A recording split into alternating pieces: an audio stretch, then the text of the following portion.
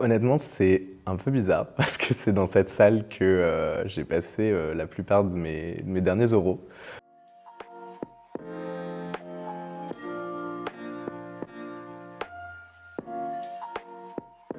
Bonjour, je m'appelle Hugo Chappet et je suis, créateur de mode et fondateur de la marque Chahut.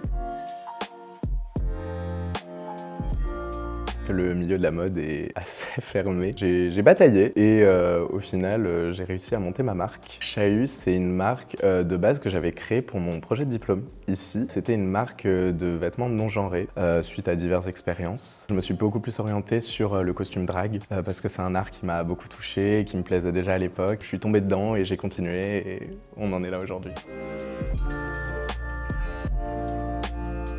Ce qui me plaît le plus, déjà le fait d'être touche à tout. Parce que mine de rien, on se rend pas compte, mais quand on monte sa marque, en fait, t'es le DA, t'es en contact avec les usines, t'es en contact avec les clients, tu fais la com, tu fais le juriste, tu fais la compta, enfin en fait tu fais tout. C'est beaucoup, mais en vrai j'aime bien un peu tout faire.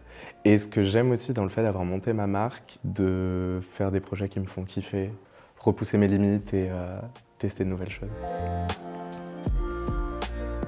Alors, ça va sonner un peu mignon, un peu cucu, mais en vrai, tous les projets sont marquants pour différentes manières. En fait, les clientes, il faut s'imaginer qu'elles viennent à chaque fois et qu'elles n'ont pas forcément idée des contraintes techniques. Et ma première commande, c'est une cliente qui est arrivée qui m'a dit « Je veux être une Winx, je veux que sur mon torse, une étoile. Quand je l'arrache, il y a des paillettes dedans et que je puisse me les verser dessus, par exemple. » Et quand tu arrives dans le milieu et que tu sais pas faire, c'est assez drôle.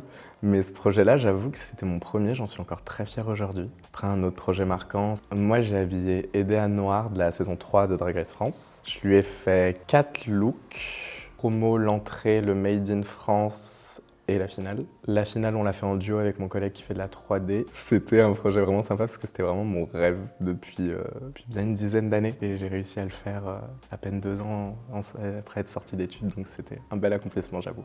À la fois comme je l'imaginais et en même temps pas du tout.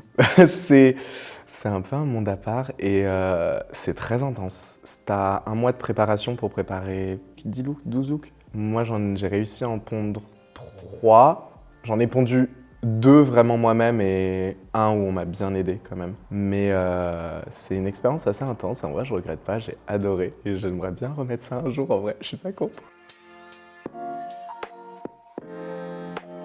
Alors moi, j'ai découvert le milieu drag il y a maintenant 7-8 ans, presque une dizaine d'années. Et en fait, ça m'a tout de suite plu le fait déjà que ça mélange plusieurs arts, que ce soit aussi bien de la danse, de la comédie, des perruques, des costumes, des ongles, enfin peu importe. Et aussi, il y avait un côté où chaque nouvelle performance amène un nouveau thème, une nouvelle tenue, un nouveau truc. Donc en fait, il y a un constant renouvellement qui, je trouve, est assez intéressant, du coup, qui permet de tester sa créativité, tester ses limites, tester sa technicité. Et c'est un milieu qui m'a tout de suite attiré. Je me suis tout de suite senti bien dedans. J'y suis toujours et j'aime toujours autant. Mon conseil pour débuter, il peut paraître bizarre, mais je dirais c'est d'être OK avec le fait d'échouer. Si j'avais jamais échoué post-Bellecour, je serais jamais arrivé là aujourd'hui. J'ai voulu faire un master à Paris, j'ai échoué. Du coup, je me suis retrouvé dans un stage qui m'a tout appris, qui m'a poussé dans le milieu drag, qui m'a fait avoir mes premières commandes. J'ai retenté le master, j'ai re-échoué et ça m'a permis d'avoir Drag Race. Nos réussites sont le fruit de nos échecs. Tous nos échecs nous emmènent à la personne qu'on doit être et à nos réussites. Donc mon conseil, ce serait de ne pas avoir peur d'échouer, honnêtement, et d'y aller à fond. Bellecour, comme c'est une école où toutes les filières se mélangent, il y a du jeu vidéo, il y a de l'animation, il y a du design. J'ai rencontré plein de personnes qui ont fait Bellecour École et avec qui aujourd'hui je travaille. Et en fait, on savait même pas qu'on était dans la même école au même moment. Et du coup, c'est assez marrant de se dire qu'aujourd'hui on travaille ensemble et qu'en fait, on aurait déjà pu travailler ensemble à l'époque parce qu'on était dans le même bâtiment ensemble.